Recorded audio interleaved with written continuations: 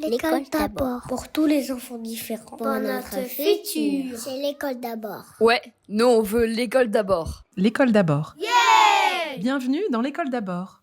Bonjour Élise. Bonjour Élise. Aujourd'hui, le sujet des écrans, jeux vidéo et réseaux sociaux. Nous voudrions parler des écrans et de leur usage en fonction de l'âge. On voudrait parler également des jeux vidéo et on finira par les réseaux sociaux. Et moi, j'aurais peut-être un petit coup de gueule, on verra en fonction de mon humeur en fin d'épisode, sur les photos et vidéos d'enfants diffusées sur les réseaux. C'est parti, les écrans donc. Les écrans, à partir de quel âge ? Serge Tisseron, qui est psychiatre et chercheur, propose une règle assez simple, la règle des 3, 6, 9, 12. Vous l'avez peut-être vu affichée dans les cabinets de médecins, à la PMI. Donc cette règle est assez simple. Elle dit avant 3 ans, pas d'écran. Entre 3 et 6, pas de console de jeu personnelle. Entre 6 et 9, pas d'internet seul. Et après 12 ans, on commence. Alors 12 ans ou l'entrée au collège, évidemment. Donc on peut aller sur internet, mais toujours en discutant avec les parents, etc. Voilà. Alors, au niveau de cet âge, de 3 ans, on entend bien que ça peut être à des moments très compliqués pour les parents de ne pas du tout mettre les enfants devant des écrans avant l'âge de 3 ans. Et notamment, parfois, ça vous échappe parce que les enfants peuvent être avec leur famille, leurs grands-parents, à la crèche. Et il y a, dans certains endroits, des vidéos. Souvent, avant l'âge de 3 ans, ça va être des dessins animés, ça va être des comptines en vidéo qui vont être diffusées. Donc, surtout en tant que parent, on ne culpabilise pas si à des moments on met quand même son enfant devant une vidéo, même si quand on le fait, il faut qu'on ait conscience que c'est pas très bon pour lui. Et quels conseils on peut donner pour ces moments-là ? Alors, c'est vrai que donc Serge Tisseron dit bien avant 3 ans, pas d'écran du tout.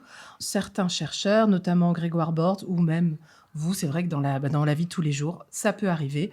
Et le conseil qu'on vous donne, ce que même des orthophonistes donnent, c'est d'accord, un dessin animé, mais accompagné. Ça veut dire que vous allez vous asseoir à côté de votre enfant et puis vous allez regarder le dessin animé avec votre enfant. Un dessin animé qui va pas vous paraître excessif, enfin qui va vous paraître normal, pas violent, peut réveiller chez l'enfant soit un traumatisme ou même une petite chose, une peur. Et là, il va avoir besoin de votre écoute. De verbaliser. Et de verbaliser. Et là, vous serez à côté en disant, parce que vous le regarderez aussi et vous allez lui dire, ah bah là, je sens que tu as été effrayé, là, je sens que ça te perturbe, il y a quelque chose qui te contrarie, est-ce que tu veux qu'on en parle ? Et puis surtout, c'est le moment aussi d'apprendre de nouveaux mots. C'est vrai que ces vidéos peuvent apprendre aux enfants de nouveaux mots, mais pas quand ils sont passifs devant l'écran. C'est justement en communiquant avec l'adulte qui les accompagne. Parce que on est bien d'accord que Grégoire Borst, ce qu'il explique, c'est que effectivement, il va y avoir un retard d'acquisition du langage. Ça ne veut pas dire que les enfants ne vont pas développer le langage, mais ça va être différé dans le temps. Parce que le temps passé devant les écrans va tout simplement retarder plein d'acquisitions différentes. C'est un peu ça. Oui, c'est ça. On n'est pas en train de vilipender les écrans. Il faut en avoir un usage raisonné. Et puis vous dire que le temps passé devant les écrans, ça va être du temps en moins pour les interactions sociales. Avant 3 ans, ce qui est très important, c'est le langage et la socialisation. Donc, 20 minutes de dessin animé, peut-être, mais ce sera toujours 20 minutes en moins pour discuter avec vous. Donc, c'est important d'avoir cette idée en tête. Et en fait aussi, ce qu'on remarque, c'est que les écrans peuvent développer des problèmes d'attention parce qu'il y a une surstimulation et donc une surcharge sensorielle et ça va captiver l'attention des tout petits de manière excessive. Et donc ensuite, ils vont avoir du mal à se concentrer sur des activités plus calmes parce qu'ils vont tout le temps rechercher cette excitation finalement et forcément leur attention va être plus limitée. Après 3 ans, Grégoire Bort insiste surtout sur le sommeil de l'enfant. Donc, on a parlé des interactions langagières et ce qui est important donc pour l'enfant et pour l'adolescent, c'est le pas que prennent les écrans sur le temps de sommeil. Et donc, ça a des répercussions en cascade sur tout le reste, donc les apprentissages, le développement cognitif, etc. Donc, tout simplement, le fait de manquer de sommeil, la fameuse lumière bleue des écrans qui est particulièrement dommageable parce que ça interfère avec la production de mélatonine, la mélatonine qui est donc l'hormone responsable de la régulation du sommeil. Donc la lumière bleue des écrans. Alors bien sûr, maintenant on sait qu'il existe alors des lunettes anti-lumière bleue, des écrans même anti-lumière bleue. Ce n'est pas ça qui va régler tous les problèmes d'endormissement, bien évidemment, mais sachez qu'en tout cas, voilà, la lumière bleue est nocive et une fois de plus, la surexcitation, la surstimulation des écrans est nocive pour le sommeil. Bref, vous l'aurez compris, donc les écrans ont un effet à répercussion sur la qualité de vie, tout simplement, de nos enfants et même de la nôtre, d'ailleurs, parce que pour nous, c'est pas bon non plus d'être trop longtemps devant les écrans. Quelques conseils par rapport aux écrans. En premier lieu, fixer une limite, une durée. Serge Tisseron a une image que j'aime bien. Il dit « Vous ne laissez pas votre enfant devant un saladier entier de mousse au chocolat. » Ça vous paraît du bon sens de ne pas lui donner la mousse au chocolat, lui dire « Tiens, vas-y, mange, sers-toi autant que tu veux. » Eh bien, les écrans, imaginez, c'est pareil. Vous ne pouvez pas laisser votre enfant avec la télé, enfin, allumer la télé devant lui ou l'écran, ou la tablette ou un téléphone et lui dire allez, vas-y, c'est open bar. Non, parce qu'il va être écœuré, comme avec sa mousse au chocolat. S'il en mange trop, il va être écœuré. Et bien, avec les écrans, c'est un petit peu pareil. C'est un trop-plein. Donc, on vous conseille, avant d'allumer un écran, vous lui dites, écoute, on s'est mis d'accord, ou même, je te dis, tu regardes un dessin animé, ensuite, nous éteindrons la télé, ou n'importe quel écran. Donc, c'est vraiment ça, cette idée de fixer une durée. Et aussi, ce qui est important, c'est les moments où on regarde les écrans, parce que selon les moments de la journée, c'est pas pareil. Ouais. On conseille aux parents, pas d'écran le matin, au réveil, pas d'écran le soir, pour les raisons que l'on a évoquées tout à l'heure, et aussi pas d'écran pendant les repas. Parce que vous vous dites, bon, nous, on se regarde une petite série, on regarde le journal télévisé, pendant que l'enfant, même s'il est tout petit, 2 ans, de toute façon, il comprend rien, on l'a mis dos à l'écran, c'est pas grave. Non, une étude récente dit que 41% des enfants de moins de 2 ans qui regardent la télé pendant les repas ou sont dans la même salle ont des retards langagiers. Voilà, donc c'est quand même préjudiciable. Et une fois de plus, c'est parce que l'écran va prendre toute la place du dialogue pendant le repas. Cette petite remarque vaut aussi pour les parents. Vous pouvez déposer votre téléphone portable oui, tout à fait. sur le plan de travail, loin de la table de repas familial. Le pas d'écran pour les adultes, c'est compliqué pour nous. On est tous un peu accros malheureusement à nos smartphones. Et c'est vrai que c'est aussi important de déconnecter numériquement. Et puis même pour vos enfants, c'est vrai que si on leur dit, il faut aussi être cohérent, c'est si vous leur dites pas d'écran à table, bon, ça va être plus avec les ados, on s'écoute quand on parle, enfin on discute à table, c'est un moment d'échange, et puis que vous dites, ah non mais attends, j'ai reçu un mail, il faut que je le lise maintenant, c'est très très important, c'est aussi ce que va avoir votre enfant, votre adolescent, c'est que vous privilégiez le téléphone et la dernière, ou soit la dernière vidéo, la dernière notification Insta ou TikTok, peu importe, peut-être TikTok, peut-être pas de nos jours, enfin nous. Enfin, vous privilégiez la dernière... Moi, je suis à fond sur TikTok. N'est-ce pas? Ouais. Vous privilégiez la dernière notification à une discussion avec votre enfant. Tout à fait. Et alors là, on a parlé surtout, on va dire, principalement des vidéos, etc. Et puis, on parle plutôt des jeunes enfants et on va aborder les enfants plus âgés avec les jeux vidéo, tout ça. Mais il n'y a pas que les vidéos, il y a aussi les jeux en ligne pour les petits, les applications. Alors, qu'est-ce qu'on peut conseiller là-dessus ? Alors, est-ce qu'on parle de bon temps d'écran ou pas? Non, c'est toujours pareil, il faut être raisonnable. Vous pouvez leur proposer certaines applications, certains jeux. Alors moi, je sais que pour les devoirs avec mon aîné, ça passe. Il y a certaines notions qui passent un peu mieux avec le logiciel éducatif. Bon, les tables de multiplication, c'est quand même... Vous voyez, ces choses un petit peu rébarbatives. Bon, là, ça passe mieux avec quelques jeux. Je sais qu'il y a aussi l'éditeur Nathan qui propose une petite application avec des jeux qui s'appellent Maxi Loto. Et puis, c'est des jeux pour apprendre le vocabulaire. Après ça, effectivement, vous pouvez le faire aussi avec un jeu de société que vous sortez, un loto, etc. Mais même s'il existe des bons jeux d'apprentissage, des jeux éducatifs, n'hésitez pas à sortir tous les jeux de société que vous avez dans vos placards. Un lancer de dés, un lancer avec 2 dés au Monopoly ou à la bonne paye, ça apprend à votre enfant à surcompter. Ça apprend à votre enfant, perdre ou pas, à gérer la frustration, à développer des compétences psychosociales. Ça, on en a déjà parlé dans d'autres podcasts. Mais oui, il existe certains jeux, mais n'oubliez pas les jeux de société. Exactement, et puis de jouer donc avec votre enfant, parce que souvent les jeux sur les tablettes, etc., c'est des jeux auxquels ils vont jouer seuls, et il faut rappeler qu'il faut que vous accompagniez votre enfant.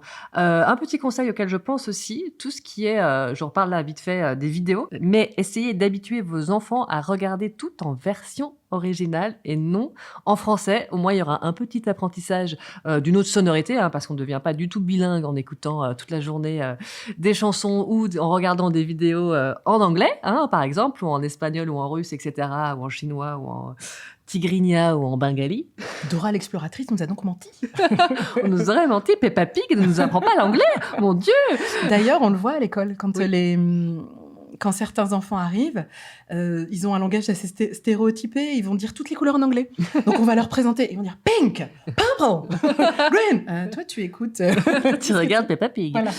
Mais par contre, le fait de regarder, d'aller au cinéma notamment, alors ça va être après 3 ans, d'emmener votre enfant au cinéma, lui faire découvrir cet univers, c'est très très riche. Et si on l'emmène par exemple voir un des formidables dessins animés de Miyazaki, notamment Mon voisin Totoro, eh bien d'aller le regarder en japonais, je vous assure qu'on comprend très très bien l'histoire, même si on saisit peut-être pas certaines petites nuances. Après, on peut aussi acheter le livre et le lire. Mais toujours est-il que ça permet en tout cas de se rendre compte qu'il y a d'autres cultures, qu'il y a d'autres langues, et c'est quand même très riche, et ça habitue les enfants à plus tard regarder plein de choses en version originale. Et ça, je trouve que c'est quand même pertinent d'un point de vue culturel. Et aussi pour développer effectivement l'oreille à d'autres sonorités. Mais donc, je rappelle, ça n'apprend pas une langue étrangère.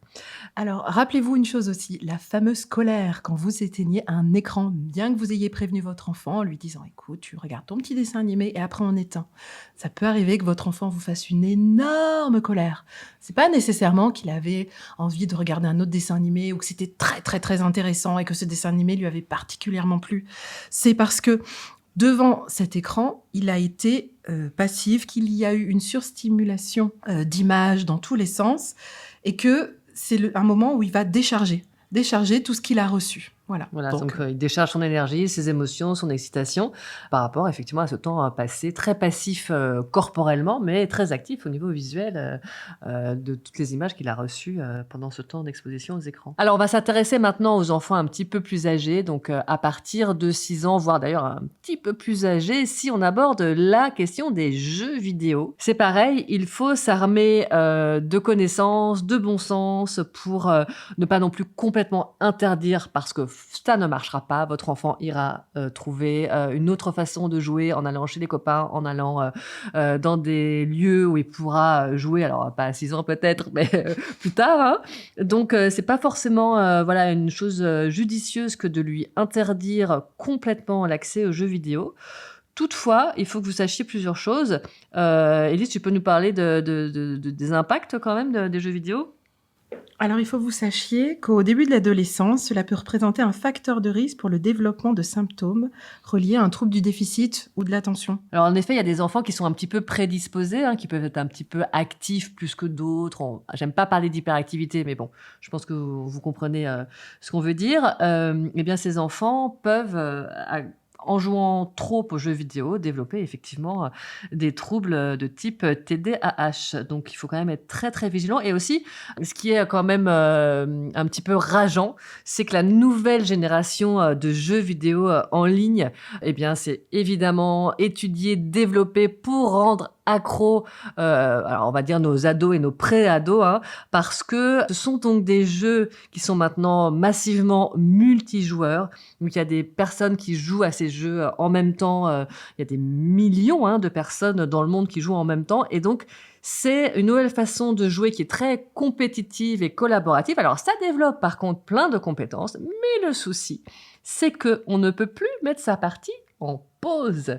Et en effet, pour l'avoir vécu, votre enfant, votre ado va vous dire « Mais tu te rends pas compte quand vous rentrez dans la chambre et vous dites « Bon là, stop, là, t'éteins tout, tu viens manger, tu viens faire tes devoirs, on sort. Mais non, je peux pas, sinon je vais être ban !» Donc, je vais être ban veut dire je vais être banni.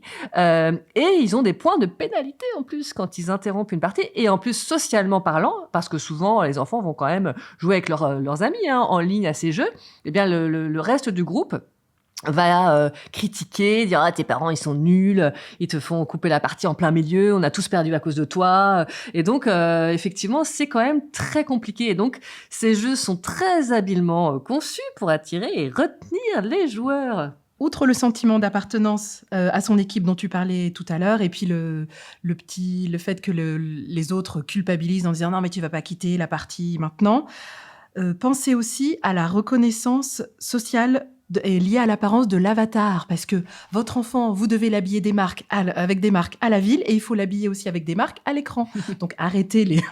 Non, mais votre enfant va parfois vous demander une petite carte cadeau à Noël pour pouvoir acheter des vêtements, pas pour lui, non, pour son avatar, pour avoir une certaine reconnaissance sociale sur Internet. Donc là, c'est la vie virtuelle qui prend le pas sur la vie réelle de votre enfant et qui prend le pas aussi sur toutes ces interactions sociales réelles. Voilà, c'est vrai que l'avatar dans les jeux, ça a une importance folle. Donc en effet, il y a des enfants qui vont dépenser des sommes astronomiques pour habiller donc leur personnage dans le jeu d'une certaine façon, et ensuite dans la cour du collège, de l'école, ça va être t'as vu mon avatar sur tel jeu, j'ai enfin tel skill, et voilà, ils sont super fiers. Et c'est vrai que c'est quand même problématique parce qu'une fois de plus ça nivelle aussi les enfants en fonction de leurs moyens, donc ça pose de réels soucis. Ça pose de nombreux soucis, notamment ce système de récompense. Donc, vous avez entendu parler, je pense, de cette polémique de TikTok qui avait été épinglée par l'Union européenne, qui disait qu'on ne pouvait pas récompenser l'enfant, ou l'ado d'ailleurs, plutôt, en fonction de son temps passé devant un écran, à liker des vidéos. Et Attends, parce que, excuse-moi, je te coupe, Élise, j'ai pas compris. Ouais. Donc, en gros, TikTok récompensait les jeunes en fonction du temps. Plus ils passaient de temps sur TikTok, c'est ça, à regarder des vidéos, et ils obtenaient quoi ?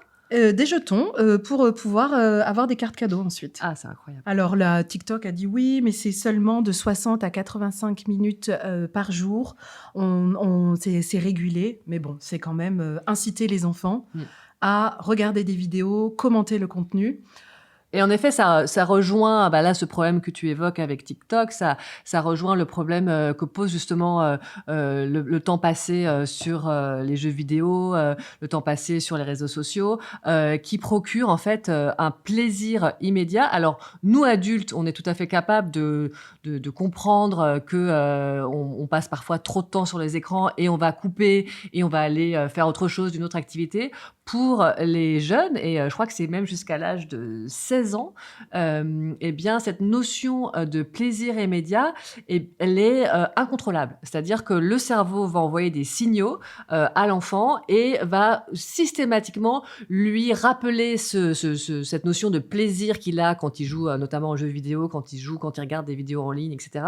Et va l'inciter systématiquement. Il est en train de faire ses devoirs, il est en train de jouer au basket dehors, il est en train de faire une toute autre activité. Et en fait, le fait de régulièrement avoir accès à ce plaisir immédiat, ça va lui être rappelé sans arrêt. Et c'est extrêmement dur à contrôler. Et c'est quelque chose d'ailleurs dont il faut discuter avec vos enfants, leur expliquer cette notion de plaisir et que vous avez conscience que c'est donc une envie un peu irrépressible, mais qu'il faut apprendre à la canaliser. Et c'est vous, les adultes, qui êtes responsables de cet enjeu. Et donc, vous devez aider les jeunes à couper à plein de moments. Et ça va être difficile, effectivement, parce que cette recherche va être là et vous allez devoir lutter. Et ça ne va pas être simple, et ça n'est sans doute pas simple pour vous au quotidien. Parlons un peu des jeux type, on en a beaucoup parlé, Call of Duty, des jeux d'armes, concrètement, où il faut tirer sur l'ennemi. C'est décrié et aussi parfois un peu vanté. N'est-ce pas, Élise ? Oui, parce que ça reprend ce que tu disais sur le système de récompense. Tous ces jeux fonctionnent aussi comme ça. D'autres chercheurs disent qu'il ne faut pas jeter le bébé avec l'eau du bain. Effectivement, ce système de récompense, c'est pas terrible, mais on ne peut pas nier le fait que ça peut développer des compétences, notamment attentionnelles. Dans un environnement hostile, le joueur doit faire abstraction de tout ce qu'il y a sur l'écran, donc autour de lui, pour trouver les cibles et pour atteindre son but. Donc, il y a quand même des capacités attentionnelles qui se développent. Il doit faire de la discrimination visuelle, auditive, et donc ça développe quand même la concentration, l'attention. Mais une fois de plus, il faut que ce soit mesuré. Il ne faut pas que ce soit de 20h à 4h du mat. Voilà. Il faut dormir parce qu'une fois de plus, le sommeil est très important. Voilà. Alors pour terminer sur les jeux vidéo, on estime qu'il y a à peu près 1,3% des adolescents qui malheureusement présentent une cyberdépendance, donc c'est vraiment une addiction aux écrans, et que 18% des adolescents ont une utilisation à risque des jeux vidéo. Alors, certes, c'est préoccupant, hein, c'est clair. Toutefois, ça veut quand même dire que 80% des adolescents ont une utilisation raisonnée des réseaux. Toutefois, il faut vraiment qu'on reste, nous, les adultes, vigilants parce que l'offre, effectivement, est grandissante de différents jeux vidéo. Après, effectivement, à chaque génération, hein, il y a eu ces problèmes. Il n'empêche qu'il faut quand même aussi faire confiance à nos jeunes, et ça ne veut toujours pas dire qu'il ne faut pas les accompagner. Mais par contre, leur poser des questions, intéressez-vous à leur jeu. Vous allez voir à quel point c'est compliqué quand ils vous expliquent les règles de jeu, de leur jeu favori. Donc LOL, Fortnite, Minecraft, bon, et plein d'autres hein, dont vous avez entendu parler. Et plutôt qu'un temps limite dans la journée, parce qu'il y a des jeux où effectivement on peut pas s'arrêter en pleine partie, c'est pas possible. Bon, sauf si c'est à une heure indue dans la nuit, mais vous pouvez négocier un temps limite sur la semaine. Bon bah regarde, hier tu as beaucoup joué parce que tu voulais terminer ta partie, c'était important pour toi. En revanche, ce soir, ça sera pas possible. Il faut que tu privilégies d'autres activités. Voilà, il faut aussi que vous assuriez que votre jeune, votre pré-ado, votre ado, enfin peu importe, soit engagé dans d'autres activités. Si vous vous rendez compte que c'est beaucoup d'écran, mais surtout qu'il y a peu d'autres activités, il délaisse des activités artistiques, musicales, sportives, privilégier des activités, des sorties, des activités culturelles, en famille.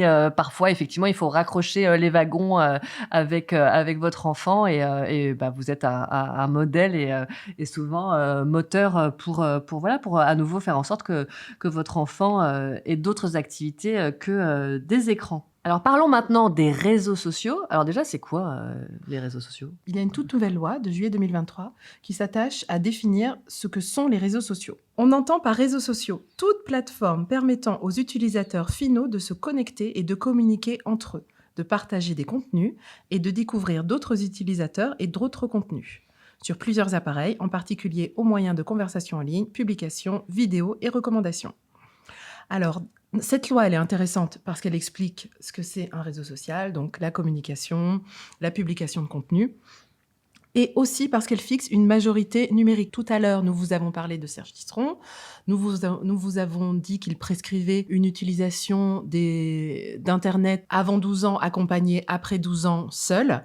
Là, maintenant, la nouveauté, c'est que les réseaux sociaux, avant 15 ans, c'est avec l'accord des parents. La majorité numérique est fixée à 15 ans. Donc, c'est vraiment vous, en tant que parent, qui autorisez ou non votre enfant à se servir donc des réseaux sociaux. C'est vrai qu'une fois de plus, interdire donc le smartphone, il faut être clair, parce que ça se passe sur le téléphone, à son jeune ado, c'est extrêmement compliqué si tous ses camarades en sont équipés.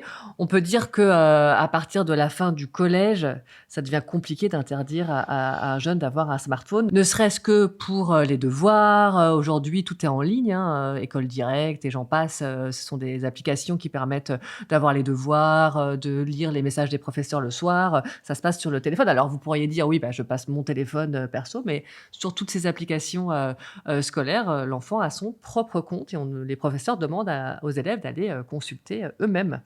Certains diront que c'est un peu illusoire, que le réseau social ou les réseaux sociaux ne vont pas aller vérifier toutes les autorisations des parents, mais sachez que ça existe. Sachez que cette loi a été promulguée pour lancer un petit peu un signal d'alarme, parce qu'ils se sont rendus compte que les parents s'intéressaient pas forcément et mesuraient pas l'ampleur qu'Internet avait, que les réseaux sociaux avaient auprès des jeunes. Ok, peut-être que sûrement les réseaux sociaux vont pas forcément aller regarder si vous avez bien signé l'accord, mais vous, ça vous permet de vous interroger sur la façon dont votre jeune utilise Internet et les réseaux sociaux et d'en discuter avec lui. Tout à fait.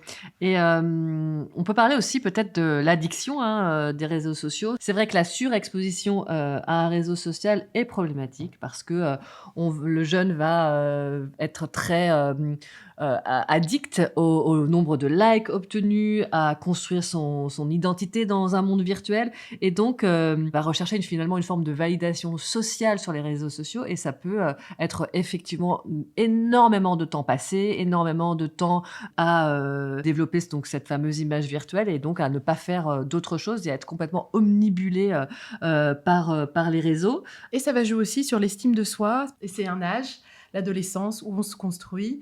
Et là, les jeunes vont construire leur image à coups de likes, à coups de j'aime, à coups de selfies qui vont être aimés ou pas. Et ça peut être très, très préjudiciable pour votre ado. Et d'ailleurs, j'en profite pour parler de la chirurgie esthétique liée aux selfies. Figurez-vous qu'il y a eu une recrudescence de demandes de rhinoplastie chez les jeunes filles, notamment, mais aussi chez les jeunes garçons. Tout simplement parce que lorsqu'on se prend en photo en selfie, le nez est déformé. Et donc, on a l'impression d'avoir un gros nez. Et donc, beaucoup de jeunes qui sont sur les réseaux sociaux se font refaire le nez par rapport à leur apparence sur les réseaux. Alors, autre sujet épineux concernant les réseaux sociaux, c'est l'exposition de nos jeunes à des contenus inappropriés. Donc, comment on contrôle ça? Tu lui prends son téléphone et tu regardes ce qu'il y a dedans.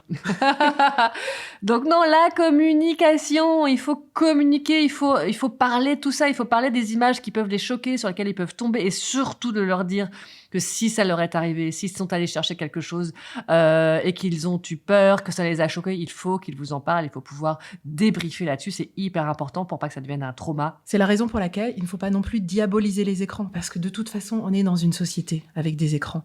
Donc, il faut apprendre à bien les utiliser. Si vous dites à votre enfant, je t'avais dit de pas aller sur les réseaux, c'est pas bien, alors comme tu as eu des problèmes, tant pis, on supprime. On te supprime Internet, on te supprime les réseaux sociaux. Privilégier, alors c'est vrai que c'est difficile, que nous, on a envie de protéger nos enfants, on veut pas qu'ils souffrent, mais peut-être privilégier plutôt la discussion, parce qu'en plus, ça va introduire l'idée que c'est lui le problème, c'est lui qui a fauté, c'est lui, alors que il est peut-être tombé malheureusement sur un contenu inapproprié, on en reparlera après, mais il a été victime de cyberharcèlement, et c'est pas lui le fautif. Complètement. Et c'est vrai que, en effet, ce qui peut arriver aussi aux jeunes, c'est aussi tomber sur des personnes malveillantes. Et donc ça aussi, pareil, ça se discute. On explique aux jeunes comment faire attention. Une discussion avec une personne virtuelle nécessite quand même de s'assurer de l'identité de cette personne virtuelle, et donc de faire attention, de ne pas prendre pour argent comptant quelqu'un qui va annoncer qu'il a le même âge que le jeune qui est en train de lui parler. Ça peut être une personne complètement différente. Ça, il faut pareil informer. Alors, il y a des assos aussi qui sont super, qui interviennent dans les collèges, dans les lycées, pour expliquer justement la malveillance, malheureusement, sur les réseaux sociaux, pour parler aussi des arnaques. Il y a des arnaques sur les réseaux, et parfois, des jeunes se font arnaquer en prenant la carte bleue de leurs parents. Il y a aussi le fait, le cyberharcèlement dont on parlait juste avant, avec le vol de photos, ça peut être par des camarades, donc diffusion de photos privées, de faire très attention. Ça, c'est pareil, il faut informer les jeunes, il ne faut pas leur dire que c'est interdit, mais qu'il y a toujours un risque. N'oubliez pas le numéro d'urgence pour toute forme de harcèlement, qu'il s'agit de cyberharcèlement ou de harcèlement, c'est le 3018. Voilà, le 3018, vous pouvez appeler et prendre aussi juste des infos si vous vous inquiétez pour l'utilisation des réseaux sociaux, avec peut-être un risque de harcèlement pour votre enfant. Alors, on va terminer sur... Le coup de gueule. Le coup de gueule, oui. On va terminer sur effectivement les parents qui publient des photos de leurs enfants en ligne. Alors, sachez que chaque jour, il y a à peu près 300 millions de photographies en tout genre qui sont diffusées sur les réseaux sociaux. Et parmi ces 300 millions, il y a énormément de clichés d'enfants.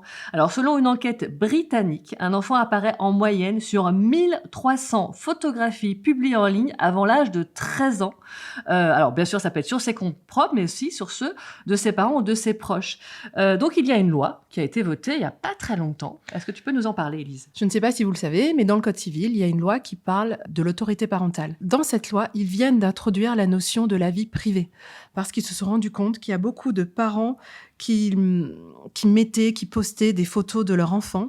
Et donc, cette loi veut rappeler que les parents, ils ont un devoir de protection du respect de la vie privée de leur enfant et que c'est lié à l'exercice de leur autorité parentale. Voilà, alors c'est vrai qu'il y a aussi ces fameux pranks où on voit des parents se moquer de leur enfant, mais tout simplement, ne serait-ce que des photos de vos enfants petits, en grandissant, des choses que vous trouvez mignonnes, votre enfant vous a fait sourire, que vous trouvez attendrissantes, parce que vos enfants sont beaux, évidemment, tous nos enfants sont magnifiques, on a envie de les montrer, on veut montrer Surtout les miens.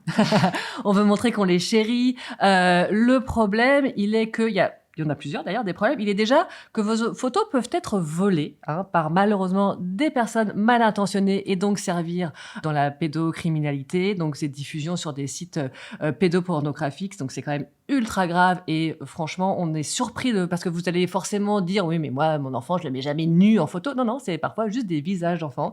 C'est des petites filles, des petits garçons parfaitement habillés qu'on retrouve sur ces sites et il va y avoir des commentaires. En général, ce sont bien évidemment des hommes qui vont commenter avec des propos salaces et franchement, c'est ultra horrifiant de voir ça. Donc, il faut vraiment éviter de publier des photos de ses enfants. Et sachez que votre enfant n'est pas consentant. Il n'est pas capable de consentir à ce que sa photo, ses vidéos soient publiées par vous sur vos réseaux sociaux avant vraiment l'âge de 14-15 ans. Avant ça, il vous surkiffe, il vous aime d'un amour fou. Bon, après aussi, mais il a quand même un peu plus d'esprit critique. Mais avant 14-15 ans, il veut juste vous faire plaisir. Donc forcément, vous allez publier des photos. Ça va lui faire plaisir de vous faire plaisir. Mais c'est extrêmement problématique. Donc quand vous avez en face de vous votre petit enfant super mignon, vous prenez des photos, voilà, vous avez envie de les diffuser, essayez de voir votre enfant à l'âge de 15-16 ans, donc adulte pour un garçon avec un peu de poil au manteau, pour une fille avec un petit côté peut-être un peu rebelle, et vous dire mais comment ça, vous avez publié des photos de moi quand j'étais petit, est-ce que je vous ai dit oui? Et surtout, rappelez-vous que l'enfant n'est pas capable de dire oui, il ne comprend pas de quoi il s'agit. Et enfin, utiliser ces enfants à des fins commerciales dans des publicités pour vendre des cours en ligne ou des choses comme ça, c'est quand même extrêmement problématique. C'est vraiment du travail déguisé. Donc ça, normalement, c'est puni par la loi. Alors évidemment, il y a bien des enfants acteurs, etc. Mais il n'empêche que souvent, on entend par la suite que ces enfants ont dû suivre des thérapies parce que ce n'est pas du tout quelque chose d'anodin de travailler avant un certain âge, d'être exposé, que ce soit au cinéma, que ce soit sur les réseaux sociaux. Et ça a forcément des conséquences délétères sur le développement de l'enfant. Donc très honnêtement, moi je déconseille le travail d'enfant à partir de l'âge du consentement qui est donc situé autour de l'âge de 15 ans. Et je voudrais juste vous faire écouter un petit extrait. Alors c'est en anglais, je suis vraiment désolée, mais je vais vous le traduire juste après, de quelqu'un que j'adore, qui s'appelle Barrett Paul, donc Barrett, B-A-R-R-E-T-T-P-A-2-L, donc il est sur les réseaux sociaux, et il dit ceci, Barrett, en anglais, donc je vous traduis ça dans 2 secondes. Children are not content. Please remember that your children cannot consent to being in your content. I love that you love your kids and want to share them, but please really think about what is being shared and who's receiving it. Donc il dit, vos enfants ne sont pas du contenu. S'il vous plaît, rappelez-vous qu'un enfant ne peut pas consentir à être du contenu. Je sais que vous aimez vos enfants et que vous voulez partager avec le monde entier à quel point vous les aimez, mais s'il vous plaît, rappelez-vous que vous ne savez pas qui va partager ces photos et qui va les recevoir. Donc voilà, donc ça c'est ce que je viens de dire juste avant, tout simplement. Donc c'est extrêmement important. Je pense qu'il y a vraiment une prise de conscience à avoir là-dessus et tout simplement de s'interdire. On peut flouter le visage de son enfant, mais il faut s'interdire. Je pense vraiment que c'est important. Il faut s'interdire de publier des photos de ses enfants. Et d'ailleurs que ce soit en privé également, parce que même en privé, vos photos peuvent être volées. Plus grand, il sera habitué à, quand il prendra une photo, à pas considérer qu'il a le droit de prendre une photo, mais aussi de demander l'avis de la personne. Complètement. Voilà, c'est vrai que c'est aussi ça, l'apprentissage de la notion de consentement, c'est à plein d'égards, à plein de niveaux, et ça en fait tout à fait partie. Et effectivement, si vous exposez vos enfants sans leur consentement, c'est ne pas leur apprendre le consentement. Et de la même façon, il faut leur apprendre aussi à demander l'autorisation lorsque eux vont faire des photos, et aussi de leurs proches, leurs amis, etc. On prend pas des vidéos et des photos aux insus, on filme pas le prof en cours, on n'enregistre pas un audio, voilà, sans que les autres personnes soient informées, parce que c'est complètement illégal de faire ça. Bon, alors alors pour finir, Élise, si on a le droit qu'à 2 heures d'écran par jour, et on fait quoi à la place? Il y a de plus en plus de boîtes à histoires différentes qui existent. Donc, renseignez-vous. Il y a des boîtes à histoires qui correspondent au contenu de Radio France. Il y a des boîtes à histoires dans lesquelles vous pouvez vous-même enregistrer des histoires. Certaines proposent des histoires déjà dans le commerce et vous pouvez avoir le livre. Et il y a une multitude de boîtes à histoires qui existent. Ça fonctionne très bien avec les enfants, avec les ados, parce qu'il y a des contenus différents selon les âges. Et ça remplace quand même vraiment les écrans et les enfants qui sont habitués à ce type d'outils les affectionnent et finalement réclament peu les écrans. C'est ce qu'on constate, n'est-ce pas? Donc, ces boîtes à histoires sont un outil de distraction, un outil d'apprentissage, un vocabulaire, et aussi, ça peut, chez certains enfants, être un outil d'apaisement. Ça peut leur servir à réguler leurs émotions, à se recentrer sur eux-mêmes, à prendre un temps pour eux quand ils ont vécu une émotion très forte. Et ça marche, ça fonctionne assez bien.